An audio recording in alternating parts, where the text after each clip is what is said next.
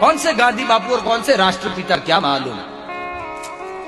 आज मेरे देश में धर्म के नाम पर तुम्हें गोलियां खानी पड़ रही है, मेरे ही देश में। बोले मैं हिंदू हूं इसलिए गोली खानी पड़ेगी, बोले मैं मुसलमान हूं इसलिए तू निकल जा। हमारे देश में हिंदुओं का यह हाल है तो पाकिस्तान में हिंदुओं का क्या हाल होगा सोचो। अकेली कथाएं आपको और मुझे नहीं बचाएंगी। और यह भी मत सोचना कि आज कश्मीर में हो रहा है, कल चलते चलते वही आतंकवाद तुम्हारे स्थान तक आ सकता है। आज भी संभल जाओ, जाति पाति के नाम पर बटो मत।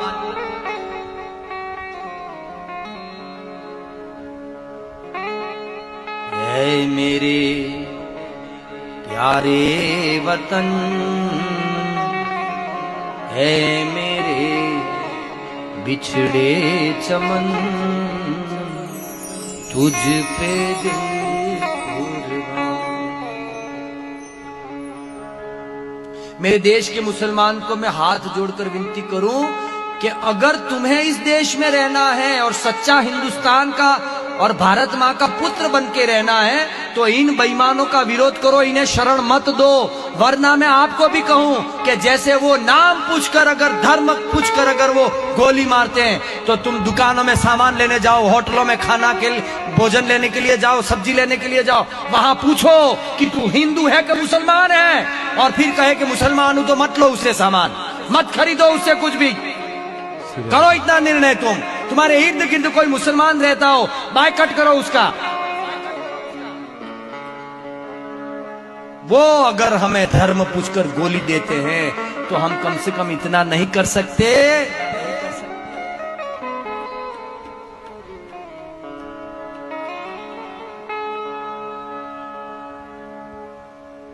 बहुत बड़ी तकलीफ है आज मेरे देश के गृह मंत्री वहां पर है।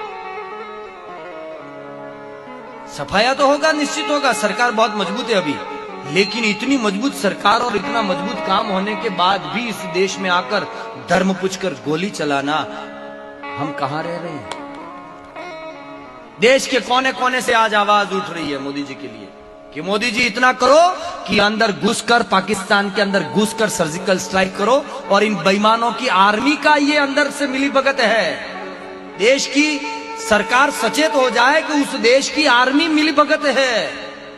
और मेरे देश में कुछ वामपंथी है जो सीमाओं पर बैठे हैं, जो उन बेईमानों को अंदर आने के लिए आवकार कर रहे हैं, आओ अंदर आओ। बायकट करो इन बेईमानों का, न सब्जी खरीदो न दुकान से कुछ खरीदो, पूर्णतया बायकट करो इनको। खाने के फापे हो जाने चाहिए इस देश में। बेईमान कमाते हम ही से और शस्त्र भी हम ही पे चलाओगे तुम लोग। तुम्हारी होटलों में खाते हिंदू हैं, तुम्हारी दुकानों से सामान हिंदू खरीदते हैं और हिंदुओं पर ही बलियां चलानी है।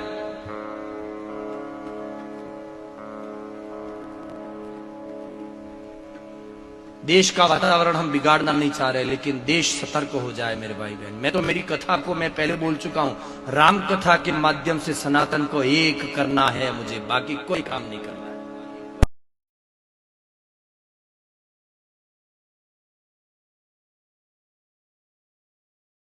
मेरे लिए सीढ़ी है कि इस सीढ़ी के द्वारा समाज तक पहुंचूं और समाज तक पहुंचकर समाज के लोगों को अवगत करवाऊं देश में हमारा हाल क्या है। अब राम खुद चाह रहे हैं कि ताली बजाकर भजन गाकर चले मत जाओ, समझो, खड़े हो जाओ, एक हो जाओ। एक भी क्षेत्र में तुम्हारी एक भी जाति का व्यक्ति तुमसे अलग नहीं होना चाहिए। क्या जात पात, इसलिए हमने यहां पर चौपाइयां रखी है। हो जाति पाति धन धर्म बड़ाई, प्रिय परिवार सदन सुखदाई, प्रिय परिवार सदन सुखदाई।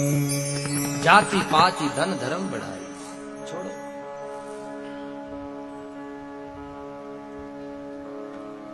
यहां पर तो नहीं है, मुझे बहुत खुशी हो रही है इस बात की कि यहां पर इतना छुआछूत, इतना जातिवाद नहीं है। लेकिन जहां हम रह रहे हैं वहां तो जातिवाद का क्या कहें आप। राजनीति के लोगों ने बंटा ढार कर दिया है, लोगों को बांटने का कोई काम, कोई कसर छोड़ी नहीं है, कोई भी कसर छोड़ी नहीं। इसलिए सबसे पहला शब्द है वर्ण। रामचरितमानस का सबसे पहला शब्द है वर्ण, और रामचरितमानस की कथा पूरी हो जाए तो अंतिम शब्द है मानव। ते संसार पतंग घोर किरणे दहयंती नो मानवा। मानव, मेरे तुलसी ने ये कहा कि कोई क्षत्रिय के कुल में जन्म ले, कोई ब्राह्मण के कुल में, कोई जैन के कुल में, कोई किसी भी कुल में जन्म ले, लेकिन वर्ण में जन्म लेना एक व्यवस्था है। अंतिम तो हर एक व्यक्ति को मानव बनना है, सनातन धर्म का अनुयायी बनना है। मैं ब्राह्मण का बेटा हूं, लेकिन क्या मैं ब्राह्मण होने के बाद अभिमान करूंगा क्या मेरे ब्राह्मणत्व का? नहीं, मुझे दूसरा व्यक्ति छोटा नजर जब तक आएगा तब तक मैं देश की सेवा नहीं कर पाऊंगा। मुझे दूसरी जाति जब तक छोटी नजर आएगी कि ये तो छोटी जाति का है, मैं बड़ी जाति का हूं, ये जातिगत विचारधारा कभी देश को एक नहीं होने देगी, देश को नुकसान होगा।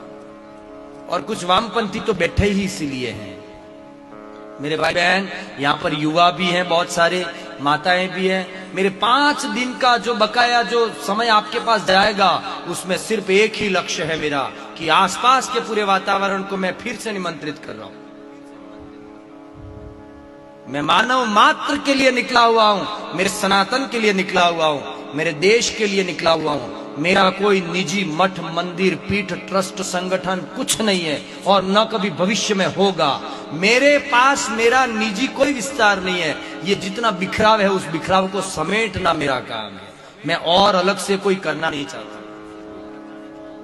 कहीं ट्रस्ट नहीं मिलेगा आपको कमलेश भाई के नाम पर, कहीं मठ मंदिर नहीं मिलेगा, कहीं मेरे नाम से कोई आपको आश्रम नहीं मिलेगा। बस मेरा काम है, जो बट गए हैं उन्हें एक कैसे करना है,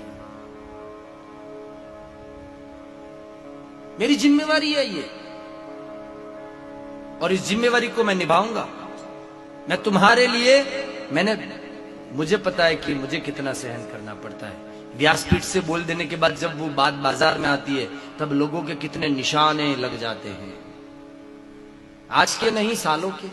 लेकिन मैंने बोल दिया है, यही मेरा कफन है, और इसको मान के निकला हूं कफन, और इससे ज्यादा अंजाम तुम मुझे दे नहीं पाओगे। ज्यादा से ज्यादा मौत, और वो तो मैं तैयार होके निकला हूं। लेकिन बोलता तो जरूर रहूंगा कि मेरे देश को एक करने के लिए जो बीमारियां मेरे बीच में आई है, उनके खिलाफ बोलता रहूंगा। महादेव महादेव।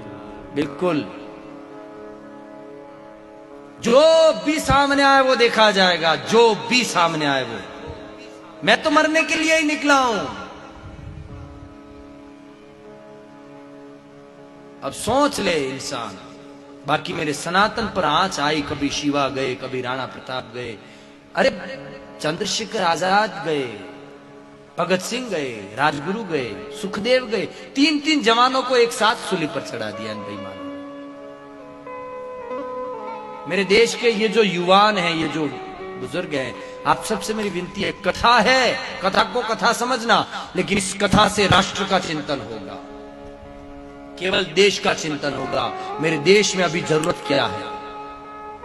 मैं राष्ट्र का एक क्रांतिकारी कथावाचक हूं। मैं सिर्फ राम की कथा को लेकर नहीं निकला हूं, साथ में राष्ट्र की व्यथा का चिंतन, मंथन और परिवर्तन भी मेरा राम चाह रहा है। हाँ साहब।